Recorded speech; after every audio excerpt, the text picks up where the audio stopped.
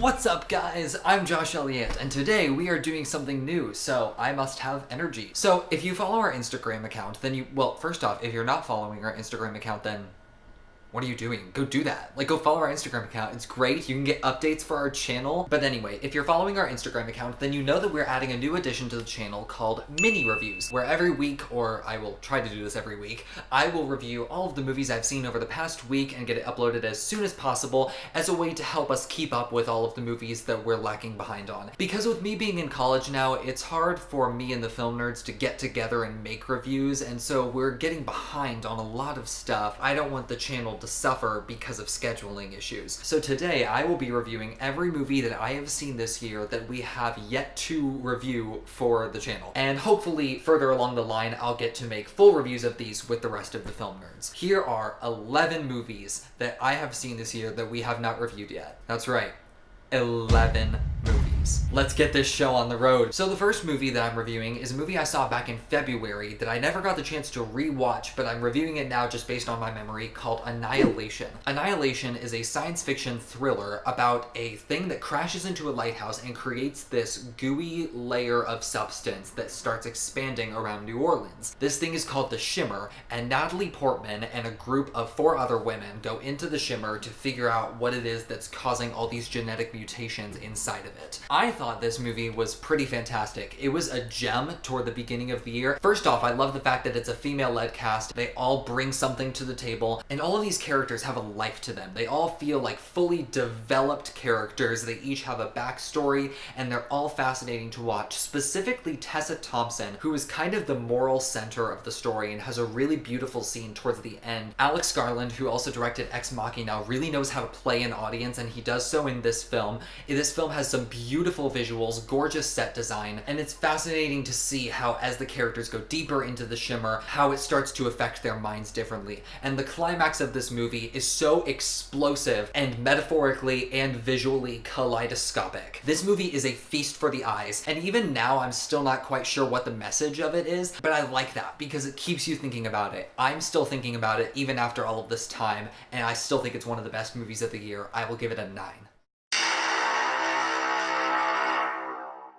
Based on the novel of the same name, Crazy Rich Asians tells the story of Rachel Chu, a college professor who is dating a guy and decides to meet his parents, only to discover that they are some of the richest people in all of Asia. It starts off as a quirky fish-out-of-water romantic comedy, but as the movie goes along, it starts to become a lot deeper about family norms and the class system. As a romantic comedy, I think this movie is really great. I'm not gonna say it's like Oscar material, but it is such an endearing, cute, adorable story that draws you in with its heart. Rachel Chu is such a lovable character. You are with her on this journey all the way. The thing that I love about comedy movies like this is that they're so endearing and approachable early on that they trick you into caring about it, so that when they finally do play the dramatic cards later on in the story, it really does hit you. It's the type of movie that just tricks you into falling in love with it. It is about 30 minutes too long, but it's definitely one of the best romantic comedies that's come out in the past couple years. I'll give it an 8.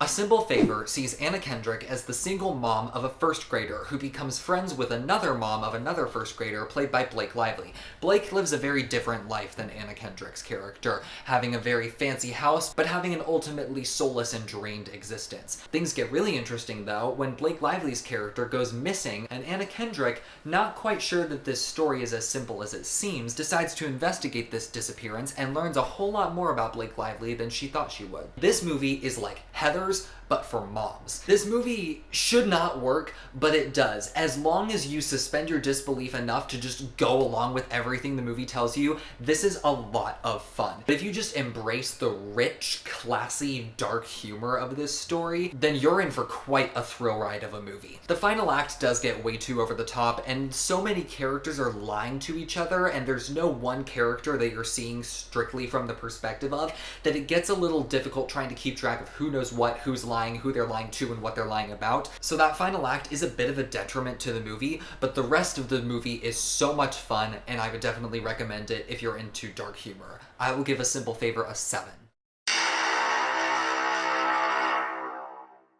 The House with a Clock in Its Walls is a children's story based off a book about a kid named Lewis whose parents die and he goes to live with his uncle Jonathan. And it turns out Jonathan, played by Jack Black, and his neighbor Mrs. Zimmerman, played by Cate Blanchett, are actually a witch and a warlock. Although things start to get a little weird when an old evil warlock may start coming back to life. The House with a Clock in Its Walls is fine on a base level, in terms of cuteness, whimsy, and adorkableness. But my biggest issue with this movie is its main character. Lewis could so easily be a likable children's movie lead, but he just isn't because his character shifts so much scene to scene. They do the typical movie trope where he's a kid, but he's actually freakishly intelligent. But if he is so freakishly intelligent, why does he make such stupid mistakes later on in the movie? They say, well, he's just a kid. But he's also super smart. All of the stuff with Jack Black and Cate Blanchett is fantastic. The two are powerhouse actors and they carry this entire movie. But I just couldn't get around to liking this main character. So instead of being swept away by the fantastical story that this could have been, I just kept finding myself questioning the motivations and logistics of the main character.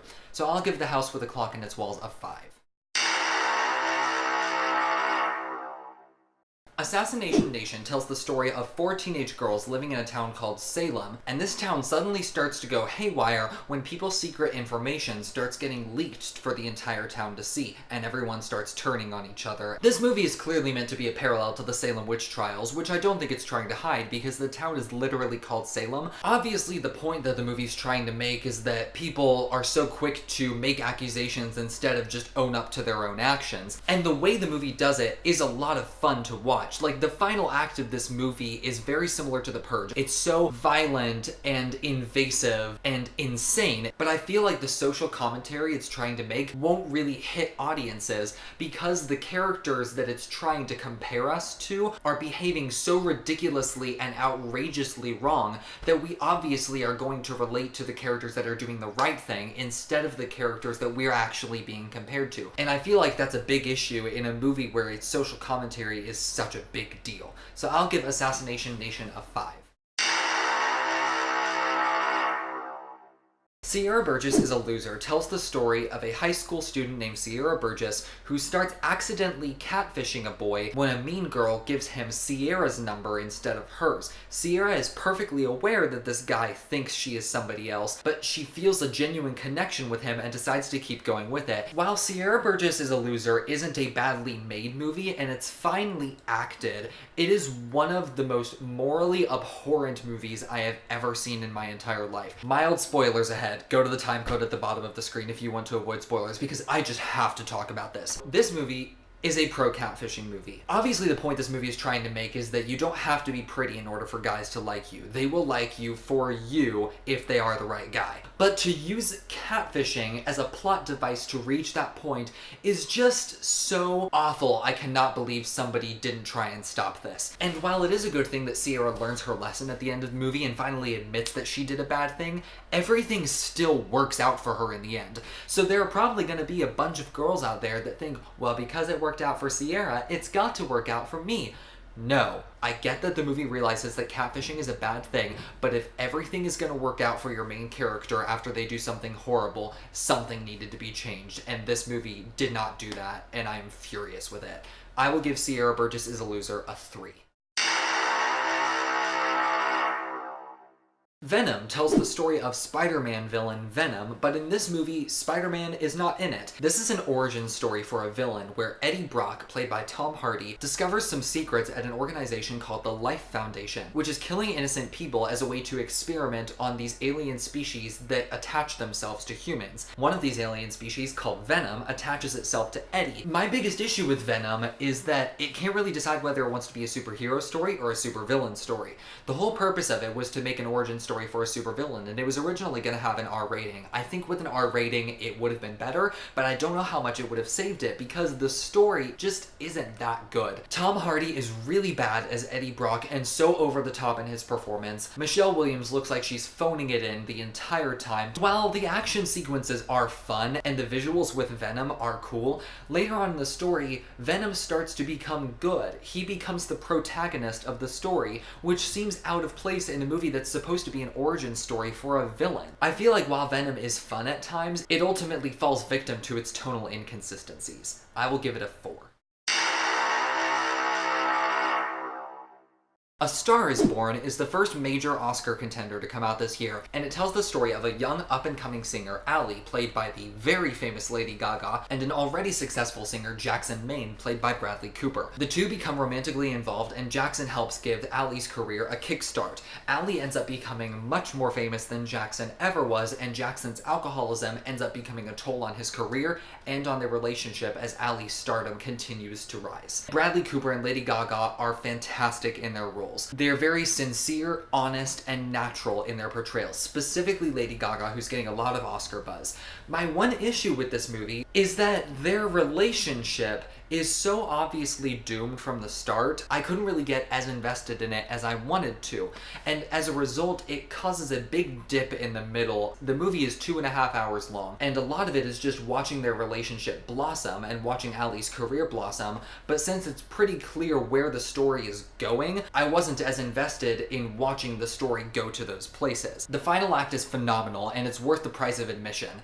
but the rest of the movie isn't the masterpiece that I think everyone is saying it is, so I'll give it a 7. The Ritual is a British movie on Netflix that tells the story of 4 guy friends that go hiking through the Scandinavian mountains and ultimately go through the wilderness as a detour. However, this detour turns into a tragic mistake as they start finding various signs of witchcraft and start hearing weird sounds during the night as they all start to lose their sanity. The Ritual is a very solid, creepy horror movie. It's not very traditionally scary in terms of jump scares and chase sequences, but it is about these 4 characters' descent into madness and fear for their lives of something that they don't even quite understand. The answers to these questions and the final act aren't as impressive as you would hope they would be, but the build up to it is still fascinating to watch, and the characters are really rich, and watching them go through this change is very tragic to watch. So I will give The Ritual a 7.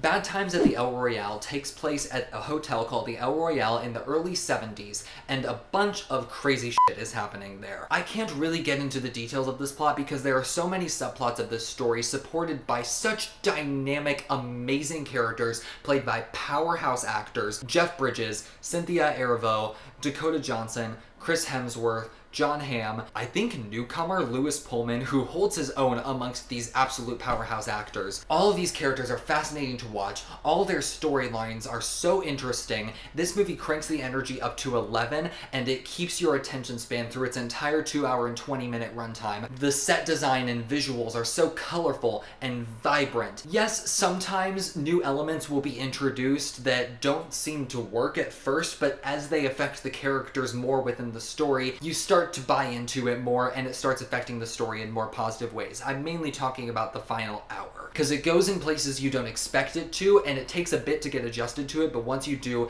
it is totally worth it, and this movie is absolutely insane, shot beautifully, one of my absolute favorites of the year. I will give it a 9.